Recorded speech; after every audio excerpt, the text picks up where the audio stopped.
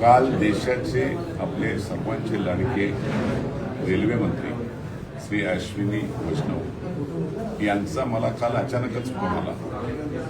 4 वाजता मला त्यांचा फोन आला। लँडलाईनवरून फोन केलेला होता। मग मी थोडा विचार पडलो का रेल्वे मंत्र्यांचा फोन मला कशा करता आला। त्यांनी मला पहिल्यांदा सांगितलं,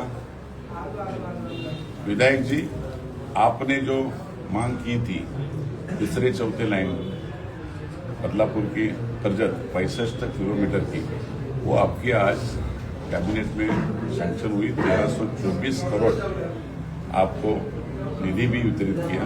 काम तुरंत शुरू करके और बदलापुर के लिए बहुत अच्छा काम करते हैं। आपण कुठून कुठपर्यंत तिसरी आणि चौथी 65 किलोमीटरची लाईन आहे ती कर्जत पर्यंत, आणि खूप मोठं काम। तिसरी आणि चौथी लाईन झाल्याशिवाय आपल्याला रेल्वेचा प्रश्न सुटणारच नव्हते, आणि त्यासाठी खूप प्रयत्न होते, पण त्याला यश येत नव्हतं। त्याला खरं म्हणजे बदलापूरकरांना ही फार मोठी आज देणगी आहे।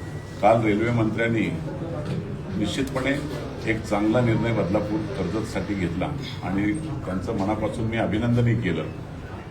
एकूण हे जे काम आहे, हे काम जवळजवळ 1 वर्षाच्या आत पूर्ण करण्याचा त्यांचा प्रयत्न आहे, आणि चांगल्या विचारातून ही लाईनचं काम झालं तर रेल्वेला जो आज आपला ताण आहे तो आपोआप थांबला जाईल।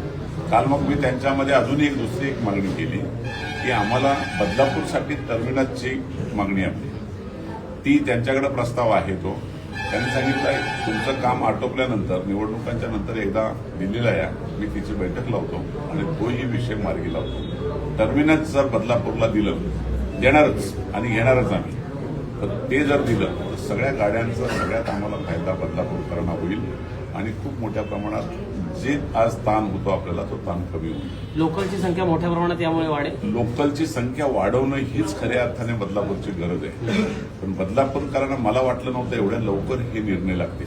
मला अगदी वाटलं होतं की मार्चच्या बजेटला कदाचित येईल, पण त्यांनी लवकरात लवकर हा निर्णय देऊन खरं म्हणजे बदलापूरकरांना रेल्वेने ही देणगी दिलेली 1324 कोटीची खऱ्या अर्थाने एक भेट दिली। त्यामुळे बदलापूरच्या जनतेने जनतेच्या वतीने मी मनापासून त्यांचं अभिनंदन करतो।